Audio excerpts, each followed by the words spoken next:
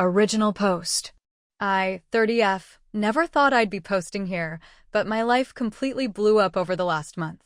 My best friend Samantha, 29F, and my husband Nick, 32M, did the unthinkable. I'm typing this with shaking hands from a cheap motel room because I'm terrified for my life and, honestly, I just need to get the whole story out before I lose my mind. I need advice, Reddit. I need to know how to survive this and how to make them pay. To understand how twisted this is, you need some backstory. Samantha has been my ride or die since our freshman year of college. We did everything together. She's always been incredibly ambitious, the kind of person who works 80 hours a week in high-stakes luxury PR, drinks black coffee, and wears designer pantsuits. She always had a bit of a competitive streak, especially with me. If I bought a car, she had to get a slightly newer model. If I got a promotion, she suddenly had a bigger bonus to brag about. I always brushed it off as just her intense Type A personality. I loved her, and I thought she loved me. Then there's Nick. We've been married for 3 years, together for 6. He's a graphic designer, usually pretty laid back. Lately, though, things had felt slightly distant between us. He was working late, distracted at dinner, and always keeping his phone face down on the table. I didn't think much of it at first. Every marriage goes through dry spells, right? I figured it was just a rough patch and that we would work through it. But then, the pattern started changing. Samantha started coming over to our house constantly. It was always under the guise of hanging out or unwinding after a brutal day at the agency. She would show up with a bottle of wine, laughing loudly at Nick's jokes, wearing outfits that felt a little too dressed up for a casual movie night on our couch. At the same time, Nick suddenly became incredibly invested in his appearance. He started hitting the gym twice a day, buying expensive cologne, and grooming his beard obsessively. The alarm bells in my head were ringing, but I hated myself for being a paranoid wife. I mean, this was my best friend and my husband. There was no way. Until one night, the universe handed me the brutal, ugly truth. Nick went upstairs to take a shower and left his iPad unlocked on the kitchen counter. It buzzed with a notification. It was a WhatsApp message from an unsaved number, but the preview read, "Can't stop thinking about what we did in the car yesterday." My heart plummeted into my stomach. My hands were violently trembling as I picked up the iPad.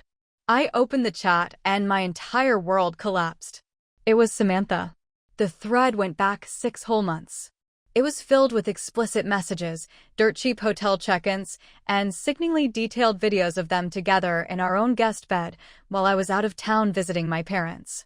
But what cut the deepest was how they talked about me. They were actively mocking me in the texts.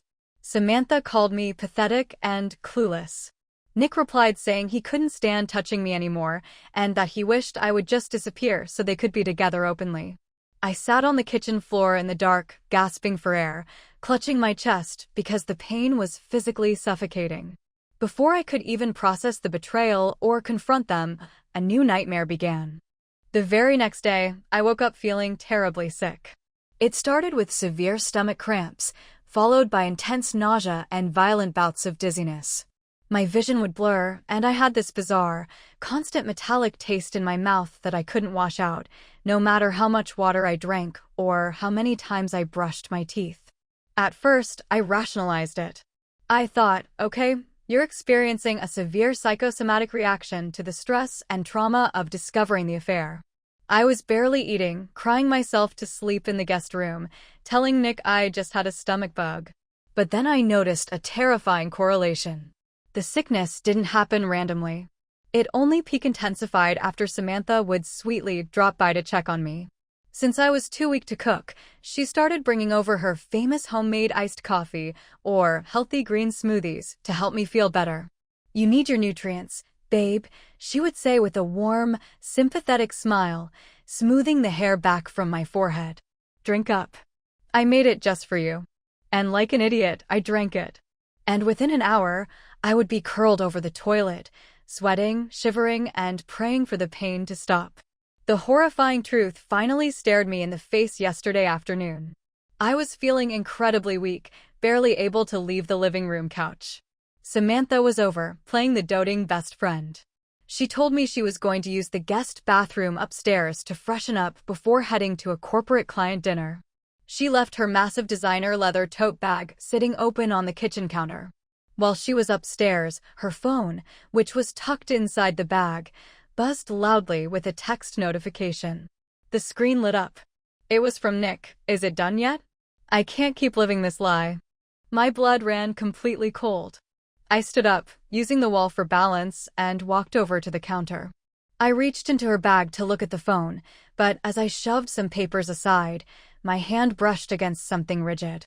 Deep in the side zipper pocket of her bag, there was a small, unlabeled glass dropper bottle containing a clear liquid. Right next to it was a small, torn cardboard box. I pulled it out. It was a commercial brand of industrial-strength rat poison. The active ingredient listed on the back in tiny print was brodifacoum, a potent anticoagulant that causes internal bleeding and organ failure. In that exact second, all the missing pieces clicked together with terrifying, crystalline clarity. Samantha wasn't just trying to steal my husband. She wasn't just waiting for Nick to leave me.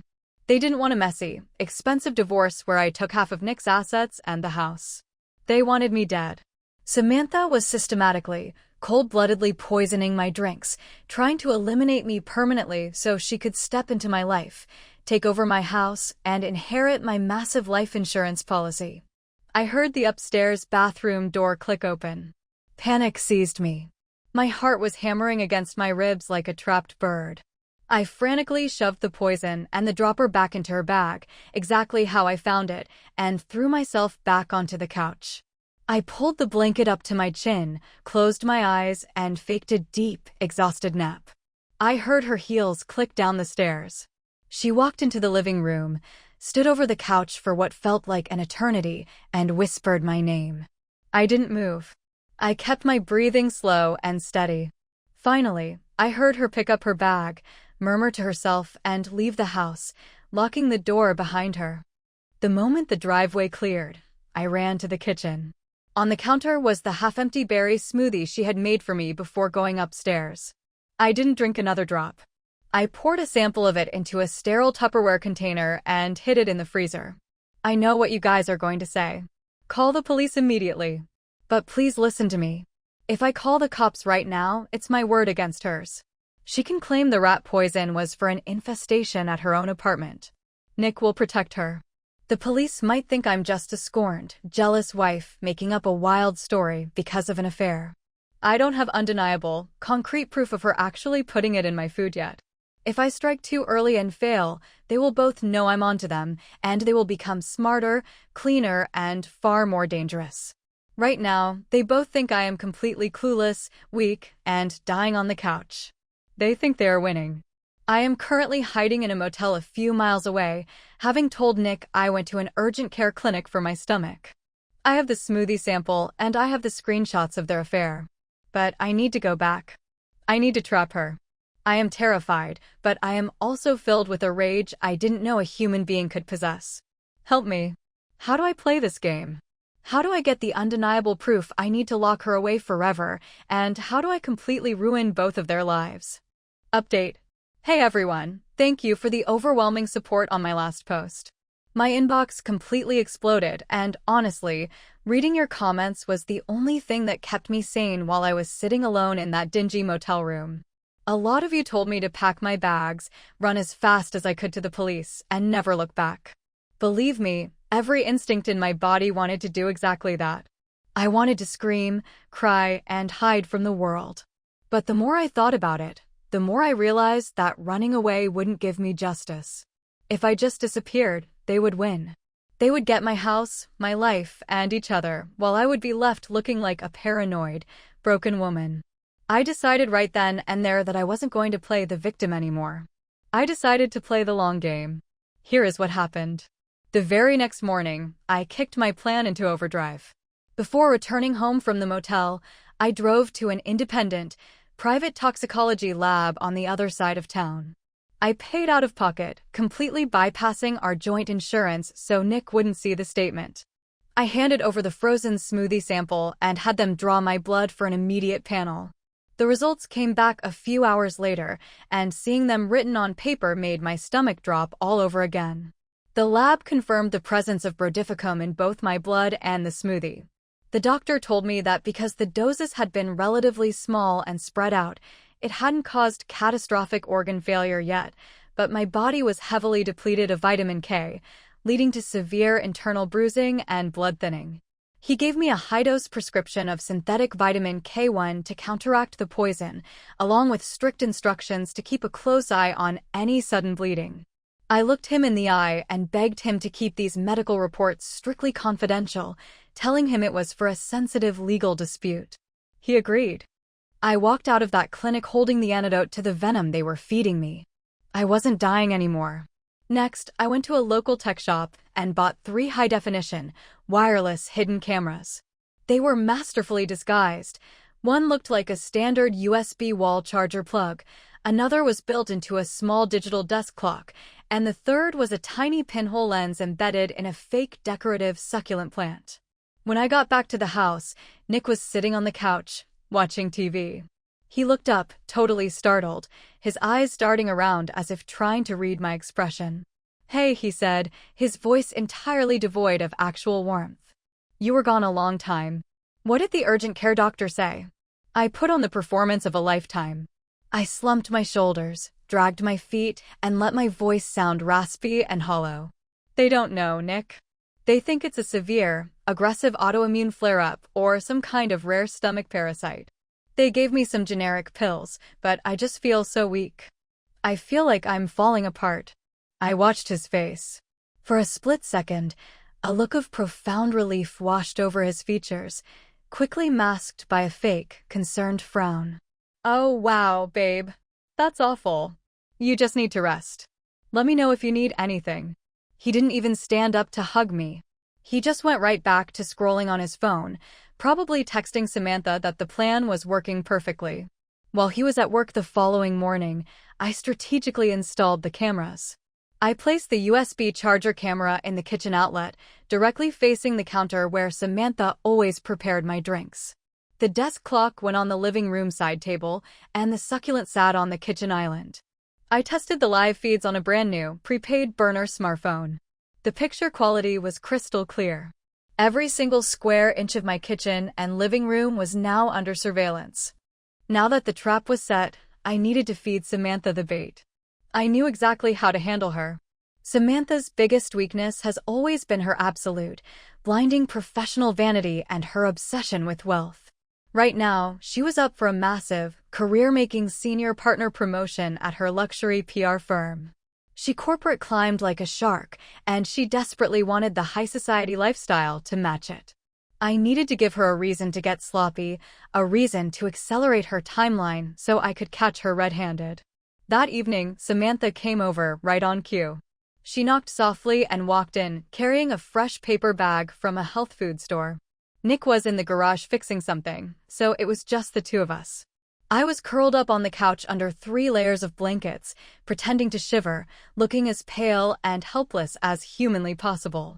"Oh, my poor sweet girl," Samantha cooed, dropping her designer bag on the counter. She walked over and knelt beside the couch, rubbing my arm. "Look at you. You look so fragile. Did the doctors find anything yet?" I squeezed her hand, looking right into the eyes of the woman who was actively murdering me. "No," I whimpered, letting a tear slip down my cheek. "But Samantha, I'm so scared. I haven't told Nick this yet because I don't want to stress him out, but I need to tell someone I trust." She leaned in closer, her ears practically perking up like a predator sensing prey. "What is it, babe? You can tell me anything." "My eccentric great-uncle in Europe passed away last month," I lied, keeping my voice a hushed, dramatic whisper. "My family just found out he had a massive, secret offshore trust fund. Because I was his favorite niece, he left the entire thing to me. It's worth millions, Samantha. Millions." I watched her face carefully. I saw the exact microsecond her eyes lit up with raw, unadulterated greed. She actually stopped rubbing my arm for a moment as her brain processed the information. "Millions," she breathed, trying and failing to hide the breathless excitement in her voice. "Wow, that's incredible. But why haven't you told Nick? Because of the strict legal clauses, I continued, spinning my web. The trust is set up so that it only transfers immediately to Nick if I pass away while we are married, or to me directly when I turn 35. If we get divorced, the money evaporates back to the estate. I'm just so sick right now, Samantha. If anything happens to me, I want to make sure Nick is taken care of. He's my husband. But please, don't tell him yet. I want to surprise him when the paperwork is finalized next week. Of course, sweetie. Your secret is entirely safe with me, she whispered, a sickening, triumphant grin pulling at the corners of her mouth. I knew right then that I had her. By inventing this fake trust fund, I had handed her the ultimate motive. She believed that if I died within the week, before the paperwork was finalized or before any divorce could happen, her and Nick would instantly inherit millions of dollars. I knew she wouldn't wait anymore. She was going to try to finish the job immediately. The very next afternoon, the trap snapped shut. Samantha showed up unannounced, claiming she took an early lunch break from her firm just to bring me a special, immunity-boosting organic elderberry healing tea. Nick wasn't home. I was lying on the couch, watching her through the reflection of the TV screen as she walked into the kitchen. I'm going to pour this into a mug for you, okay, honey? She called out cheerfully. Thank you, Samantha, I croaked back. I quietly pulled out my burner phone under the blanket and opened the Live Feed app for the kitchen camera. My heart was pounding so hard I could hear it in my ears. I watched the screen. Samantha stood at the counter, her back partially turned to the living room, but she was facing the USB charger camera perfectly. She looked around to make sure I wasn't looking. Then, with chilling, practiced calmness, she reached into her pocket, pulled out the small glass dropper bottle, and unscrewed the cap. She didn't just put a few drops in this time. She squeezed the entire rubber bulb, emptying a massive, lethal dose of the clear liquid right into my steaming mug of tea. She stirred it with a spoon, a cold, satisfied smile stretching across her face. It was the face of a demon. Here you go, sweetie, she said a moment later, walking into the living room and handing me the mug. The porcelain felt hot against my hands, but inside, I was entirely frozen. Thank you, I said. I raised the mug to my lips, pretending to take a sip, but before it touched my mouth, I forced myself into a violent, theatrical coughing fit. I gasped, clutching my throat, and stood up abruptly. Oh my God, it went down the wrong pipe. I'm going to throw up. I rushed down the hallway and bolted into the guest bathroom, slamming the door behind me.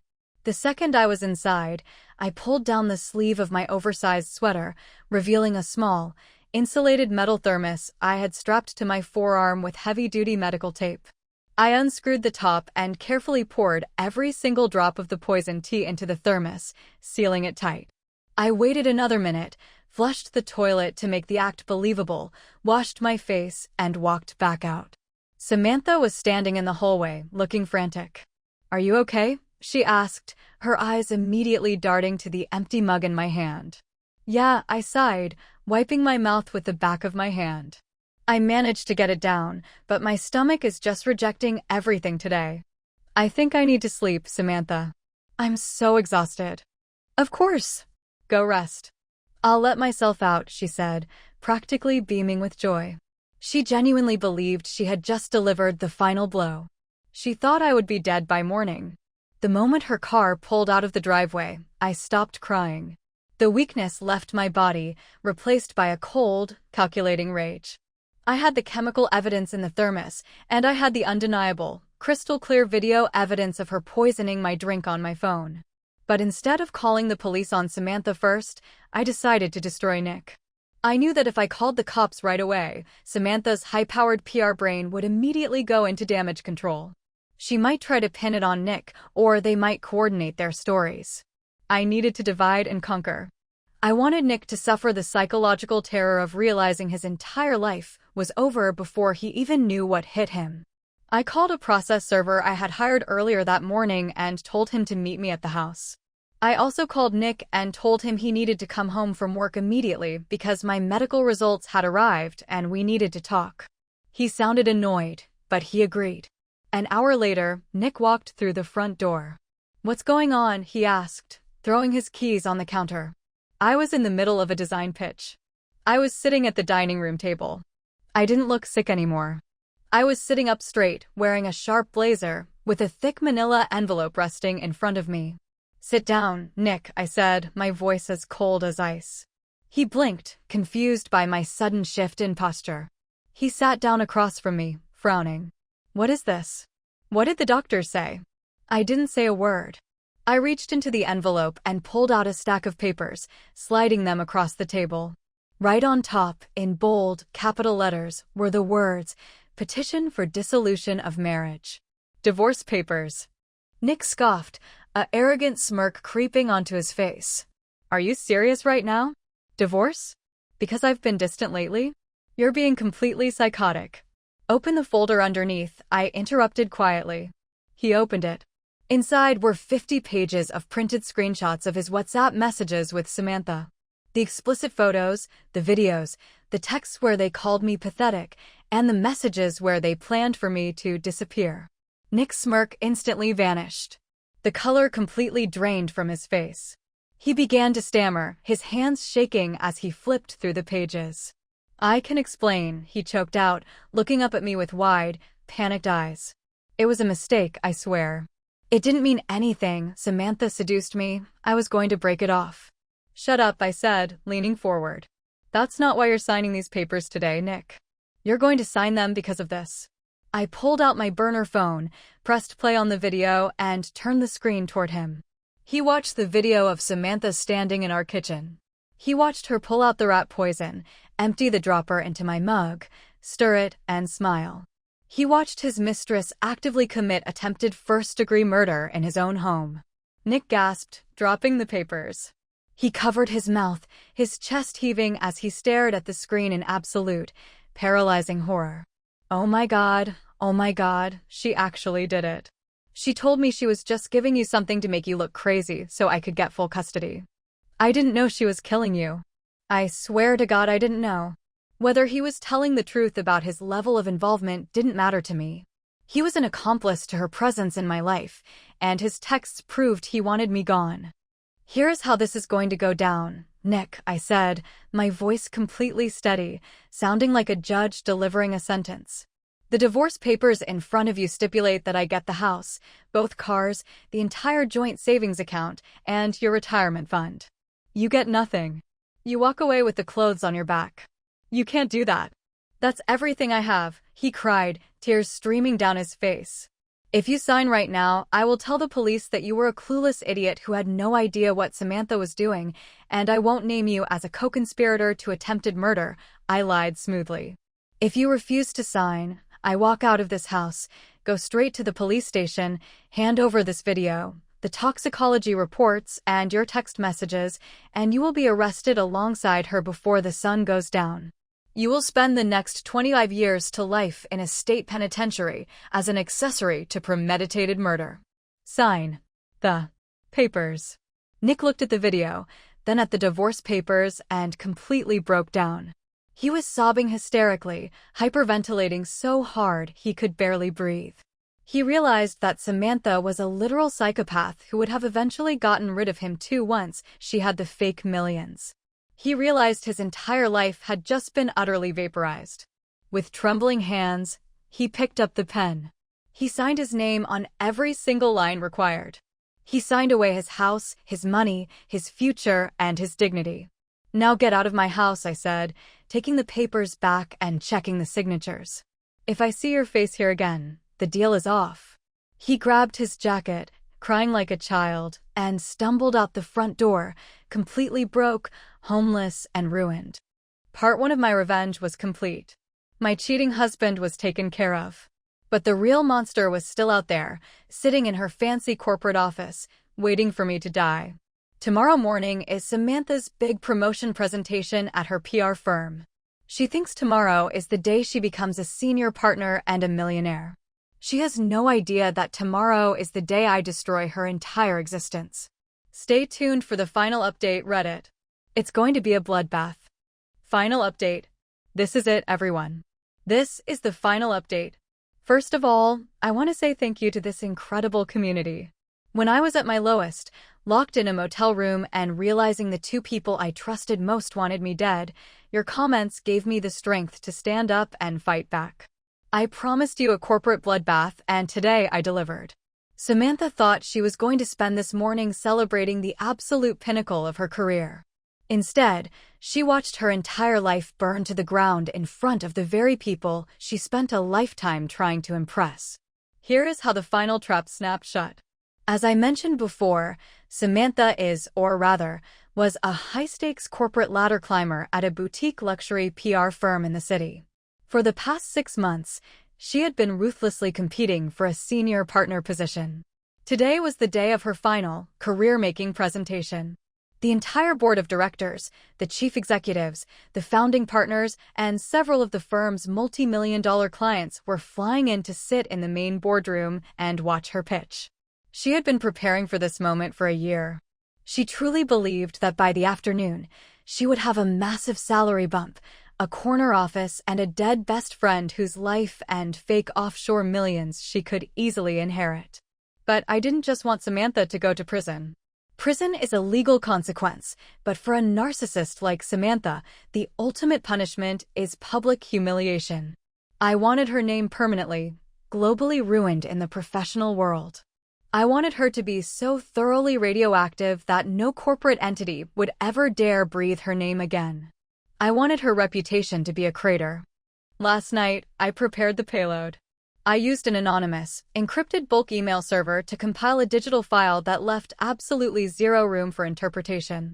I attached the crystal-clear, high-definition video from my hidden kitchen camera showing her calmly pouring a lethal dose of rat poison into my morning tea. Beneath it, I attached the official toxicology reports from the independent lab, complete with the doctor's signature confirming the chemical levels in my blood. Finally, I added a comprehensive PDF of her HR-violating text messages with my husband, where they explicitly discussed getting rid of me and mocking the very clients she was pitching to. I didn't just send this email to the CEO. I gathered the corporate email directory and blasted it to every single board member, every high-level executive, every coworker, every receptionist, and every major client associated with her firm. I scheduled the email blast to hit their inboxes at exactly 10:15 a.m., 15 minutes into Samantha's presentation, right when she would be in the absolute flow of her speech. At 9:45 a.m., I drove to the precinct, handed the physical thermos of poison tea and the digital files to the detectives, and told them exactly where Samantha would be. Because it was a high-profile attempted murder with undeniable photographic evidence, 3 cruisers were dispatched to her office building immediately. I parked across the street from her glass skyscraper, grabbed a coffee from a cafe, and watched the clock. At 10:15 a.m. precisely, inside the 14th floor boardroom, Samantha was standing at the head of a massive mahogany table, flashing her textbook corporate smile, confidently pitching to a room of 20 executives. I know exactly what happened next because a sympathetic assistant at the firm texted me the details afterward.